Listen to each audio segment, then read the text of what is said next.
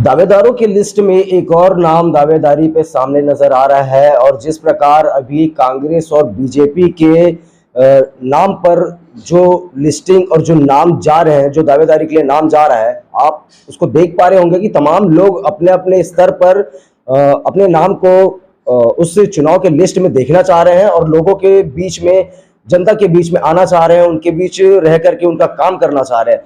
इसी विषय को लेकर के आज हमारे साथ एक और ऐसे दावेदार जुड़े हुए हैं जो कि राजनांदगांव से महज 40 किलोमीटर दूर में स्थित धर्म नगरी कहलाने वाला स्थान, शहर जो कि डोंगरगढ़ के नाम से जाना जाता है, वहां के लिए दावेदारी करते हुए नजर आ रही हैं। और आज उन्हीं से हम बातचीत करने के लिए, उन्हीं से सीधी बात करने के लिए उनके पास आए हुए हैं। जी, आपका शुभ नाम? जी, मेरा नाम प्रतीक्षा भंडारी है। जनपद पंचायत राजनांदगांव की अभी वर्तमान की अध्यक्ष हूँ। आप जनपद सदस्य भी रह चुके हैं, कैसा आपका पुराना कार्यकाल चल रहा था?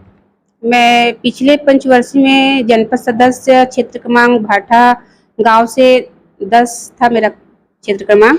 मैं वहां से सामान्य सीट से जीत के आई थी और मेरा कार्यकाल बहुत बढ़िया था। जनता ने मेरे को पूरा सहयोग दिया, मेरे को जनता के आशीर्वाद से मैं जीत के आई मैं। जी, कहीं ना कहीं अभी देखा जाए तो दावेदारियों की लिस्ट तमाम जा चुकी है और आपने भी दावेदारी किए हुए हैं। आप भी यह उम्मीद करते हैं कि पार्टी आपको टिकट क्यों देगी? देखिए, दावेदारी तो सब कर सकते हैं, तो मैं भी अपने तरफ से दावेदारी पेश की हूँ। अब जैसे संगठन और पार्टी मुझे आशीर्वाद दे तो मैं बिल्कुल विधानसभा डोंगरगढ़ जो खो गया है, मैं उसे वापस लाने की पूरी प्रयास करूंगी और जीत के बिल्कुल आऊंगी। आपने भी बड़ी बात कहा है कि विधानसभा डोंगरगढ़ खो गया है, तो वो किस प्रकार खो गया? आपको कैसा लगता है कि अभी वर्तमान में वहां पर के विधायक भुवनेश्वर बघेल हैं, तो क्या उनका कार्यकाल है और आपको ऐसा क्या लगा कि आपने उस डोंगरगढ़ विधानसभा को खोया हुआ नाम बताया? देखो, अभी जो वर्तमान में जो विधायक है क्षेत्र के हमारे जी, विधायक जी, अभी तक विकास के कार्य देखो तो कहीं पर कोई विकास नहीं है। खाली कांग्रेस की सरकार में धोखा और धोखा ही दिए हैं। क्योंकि देखो, अभी एक मुद्दा आया था महिला समूह का। महिला समूह के द्वारा भी बहुत सारा फर्जी वाड़ा किए हैं विधायक जी, और विकास के नाम पे कहीं कुछ भी विकास नहीं हुआ है। देखो, अभी सड़कें पूरे गड्ढे गड्ढे, आप आए होंगे, देखे होंगे, सारे सड़क गड्ढे गड्ढे हैं, कहीं कोई विकास ही नहीं दिखता है। और जैसे कि हमारे वर्तमान पूर्व में जो सरकार थी, तो विकास का पूरा जहां देखो वहां विकास ही विकास था। आप विधानसभा डोंगरगढ़ क्षेत्र में घूम रहे हैं, नजर आ रहे हैं, लोगों से मिल रहे हैं, उनसे बातचीत कर रहे हैं, क्या लोगों की प्रतिक्रिया नजर आ रही है आपको? अभी तक मैं जहां जहां गई हूँ उस तरफ, वहां से तो समझ में आ रहा है कि जनता चाहती है कि ये जो कांग्रेस की जो सरकार है, भूपेश जी हैं, उसे हटाकर पूर्व सरकार आए, भारतीय जनता पार्टी का सरकार बने। ये जनता भी चाहती है, क्योंकि उनके जो अभी कार्यकाल है 4.5 साल का, उनके कार्यकाल में कहीं कोई विकास नहीं है। खाली उनका 2 ही योजना है, नरवा घुरवा बाड़ी, और वो कुछ भी नहीं है। अभी देखो जाके, अभी हमारे भारतीय जनता पार्टी के द्वारा अभियान चलाया गया था, चलबो गौठान खोलबो पोल, तो हम सभी कार्यकर्ता गए थे। कितनी पोले खुली? पोले तो बहुत है, बता नहीं सकते। गौठान में कहीं कुछ चारा है न पानी है। अच्छा, वर्तमान के विधायक के द्वारा कोई 5 बड़े विकास कार्य बता दीजिए जिसमें जनता का हित हो, जो आपने देखा हो, जनता ने देखा हो। मेरे को तो कहीं कोई विकास नहीं लगता भैया, एक भी नहीं? कहीं नहीं। अभी देखा जा रहा है कि लगातार शराब, रेत, मुरुम, ये सब माफिया जो लोग हैं, उनकी बहुत अच्छे से उन लोग का काम चल रहा है, उस पर क्या सवाल है? कांग्रेस की जब से सरकार आई है तब से तो सारा भ्रष्टाचार, रेत का देखो, चाहे मुर्म का देखो, चाहे शराब घोटाला देखो, सब तरफ से घोटाला ही घोटाला है। इनके सरकार में ना कहीं उन्नति है ना कुछ नहीं, खाली धोखा ही धोखा है।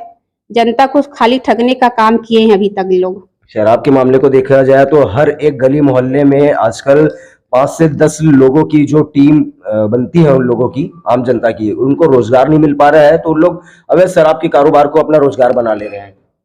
देखो, अभी वर्तमान में जो सरकार है ना, उनके द्वारा कोचियों के माध्यम से गांव-गांव में पूरा शराब बांटने का ही काम कर रहे हैं उन लोग। कोरोना काल के समय में उनको दवाई बांटने का काम करना चाहिए, लेकिन उन लोग घर-घर जाकर शराब ही बांटने का काम किए हैं। उन लोग कहीं कुछ काम ही नहीं किए हैं। क्या लगता है शराब से जीत पाएंगे वो? जी, बिल्कुल नहीं जीत पाएंगे। हमारी भारतीय जनता पार्टी की सरकार बिल्कुल इस समय बिल्कुल बन के आएगी, कमल बिल्कुल खिलेगा। ये पूरे जनता की तरफ से भी आवाज आ रही है और हमारे कार्यकर्ता भी पूरे मन से जुड़े हुए हैं। हमारे चंद सवाल और हैं। अभी वर्तमान में देखा जाए तो क्षेत्र में जो बेरोजगार युवा युवती हैं, उनके रोजगार के लिए क्या प्रयास करेंगी भारतीय जनता पार्टी? जैसे हमारी सरकार जैसे आएगी, तो बिल्कुल ही युवाओं के लिए, किसानों के लिए और बच्चों के लिए, स्वास्थ्य के लिए, शिक्षा के लिए, सारे चीजों के लिए बिल्कुल हमारी सरकार काम करेगी और ये घोषणा पत्र में भी लागू होने वाला है। अपने क्षेत्र की जनता से आप क्या अपील करना चाहते हैं जिसको लेकर के जनता आप पर विश्वास करे, आपके कंधे में वो विधायक का पदभार दे? मैं जनता के बीच ना अपने जो अभी हमारे माननीय नरेंद्र मोदी जी हैं, उनके 9 साल के जो विकास हैं, उनके जो कार्य है, उनकी जो सोच है, महिलाओं के लिए, बच्चों के लिए, वृद्धाओं के लिए, युवाओं के लिए, ऐसी बहुत सारे वर्गों के लिए बहुत सारी उनके योजनाएं हैं।